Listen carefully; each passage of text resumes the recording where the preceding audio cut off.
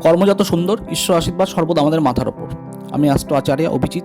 আজ বলবো আমাদের উন্নতি ও সফলতার জন্য কয়েকটি গ্রহের বিশেষ গুণাবলী। প্রথমত বৃহস্পতি।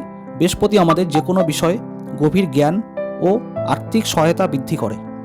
শুক্র আমাদের ভোগ বিলাস, শৌখিনতা, গ্ল্যামার বৃদ্ধি সহায়ক এবং আমাদের ক্রিয়েটিভ দিকটাকেও শুক্র বিশেষভাবে দেখে। শনি আমাদের কর্মের প্রভাব ও ডেডিকেশন, কর্তব্যপরায়ণ ও নিষ্ঠাকে নির্দেশ করবে। রাহু মূলত আমাদের আকাঙ্ক্ষা, কামনা, বাসনা। রাহু কোনো কিছু পাওয়ার চাহিদাকে প্রচণ্ড বাড়িয়ে দেয়।